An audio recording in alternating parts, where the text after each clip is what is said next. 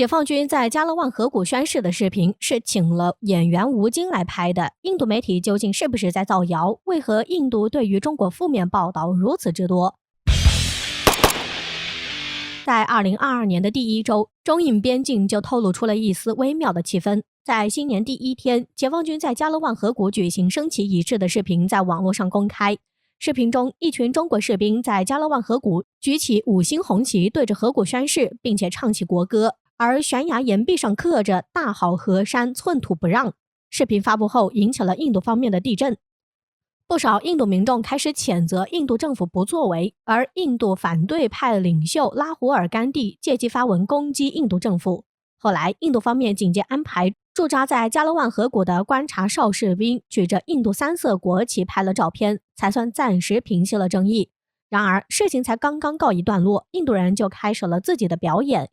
在1月6号，印度外交部发言人阿林达姆巴奇表示，对中国的宣传视频提出质疑，因为不符合事实，似乎是为了响应印度外交部的话。很快，一家印度门户网站撰文称，中国士兵在加勒万河谷拍的视频是假的，为了宣传而请了电影演员。为了证明自己的观点是正确的，这家印度网站还特意指出一名宣誓现场的解放军士兵其实是中国电影演员吴京，并且指出参与现场采访的女记者是吴京的妻子谢楠，并且印度网站还煞有其事地配备了对比照片。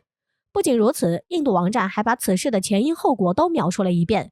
称这个秘密最初是被中国网友发现的，并且发表在中国社交平台微博上。根据这位中国网友的介绍，2021年12月24号，吴京、谢楠和部分解放军军官、导演以及拍摄团队抵达拍摄现场，拍摄了升旗仪式。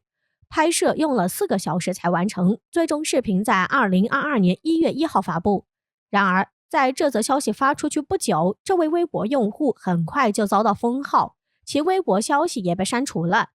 此外，印度网站还介绍，吴京是中国电影界的顶级演员之一，曾在多部中国电影和电视剧中担任主角，并且多次扮演中国军人的角色。去年为宣传中国共产党100周年而拍摄的电影《长津湖之战》中，他因扮演主要角色而闻名。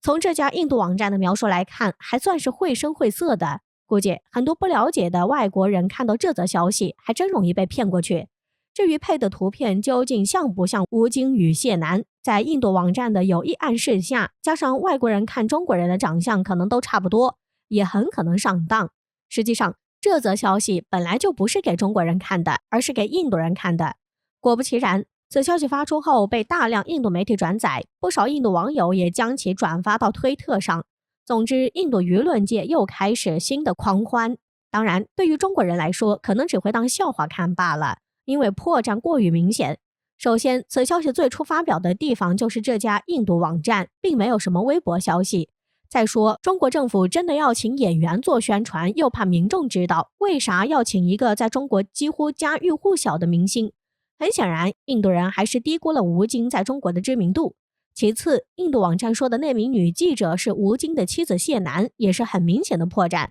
那名女记者对于经常看新闻的中国网友来说并不陌生，她其实是中国御用军宣女记者庄小莹，在中国也算是知名度很高了。另外值得一提的是，印度网站配的谢楠照片也是错的，此人其实是中国年轻女演员侯梦莎，拍过不少军旅电视剧，也与吴京搭档过。如此明显的破绽竟引起印度媒体的高潮，中国网友除了觉得啼笑皆非之外，可能也会觉得很难以理解。但想一想，此前在印度媒体的宣传中，中国网友可是见识过宝莱坞演员吊打解放军、梁山100单八将命丧加勒万等一系列操作。这样一想，吴京参演加勒万升旗也似乎变得不难理解了。而那家印度门户网站，其首页宣传是揭开迷雾，似乎是一家专门揭露真相的揭秘网站，但是里面涉及关于中国和巴基斯坦的消息几乎全部都是以造谣为主。比如亚投行禁止中国企业参加尼泊尔项目，中国在湄公河修大坝让当地人流离失所，中国资助泰国武装组织，中国侵吞尼泊尔150公顷土地等等。其内容观点也基本上都是道听途说，反正没有任何证据。就这么一家以造谣为主要目的的印度网站，却在印度媒体界大受欢迎，基本上一些消息发出后，24小时内就会被大量印度官方媒体得以转载，有时候甚至会被一些国际媒体当新闻源转载了。如此发达的造谣产业链真是闻所未闻。但所谓三人成虎，谎话说多了就有可能被当成真的了。而印度媒体产生的大量夸张谣言，甚至连欧美人都忍受不了了。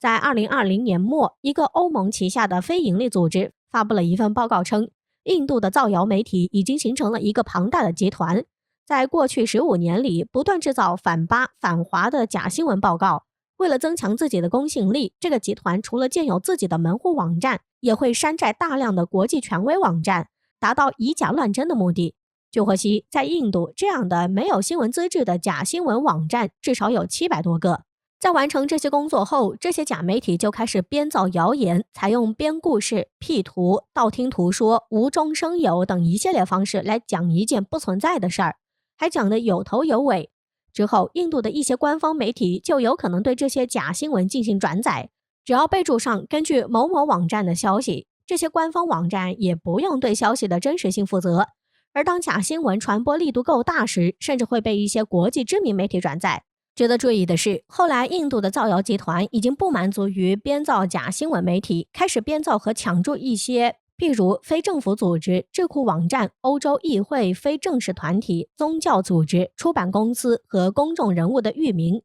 再以这些足以以假乱真的身份继续造谣。当然，这些造谣集团并不是孤军奋战，种种证据显示，这些集团背后其实是有来自印度政府的资金支持。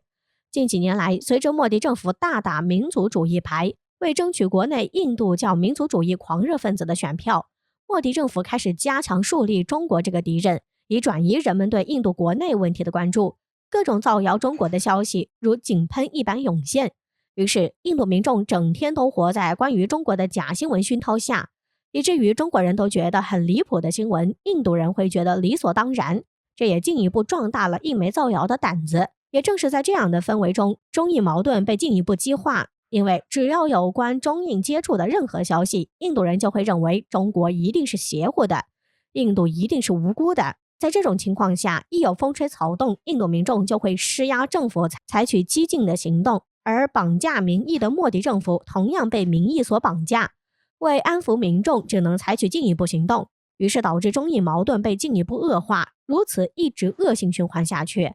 但假的永远成不了真，被谎言蒙蔽的印度人忽视了一个事实：要是印度真有实力与中国叫板，为啥要靠造谣度日？一旦覆水难收，只会立马现出原形。